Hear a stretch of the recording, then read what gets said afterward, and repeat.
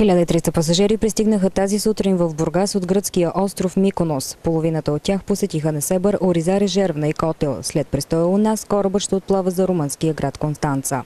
The first impression is why you control citizens of Europe, United Europe, because you are in Schengen. Are you not in Schengen? No, we are not still in That Schengen. is the reason. That is, and now I understand.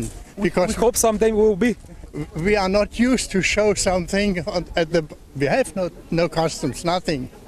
We drive with the bus in the city in Nesebor. In Nesebor, yes, yes. Yeah. What do you know about Bulgaria? For now, to this time. Sofia, Varnas, the Lilia Lilia Cloister. Cloister. We were a few years ago, maybe for 1 or 2 years.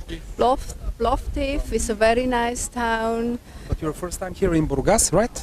Yes, In Burgas, yeah. How much costs some kind of trip? For me it's about 2,000 euro. 2000. Тази година се очаква слаб круизен сезон, обявиха от туроператорски фирми. Причините са, че всички колови посещения в Турция бяха прекратени по известни на всички нам причини.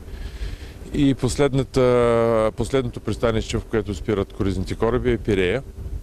А от Пирея до Черно море разстоянието е доста много и поради тази причина круизните компании предпочетаха да прескочат Черно море тази година.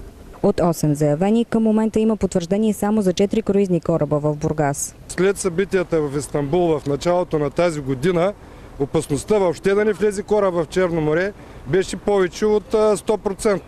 И това е първият кораб, който пропуска абсолютно всички турски пристанища и не посещава пристанище Истанбул. Заради атентатите в Турция са анулирани 400 посещения на круизни кораби в пристанище Истанбул.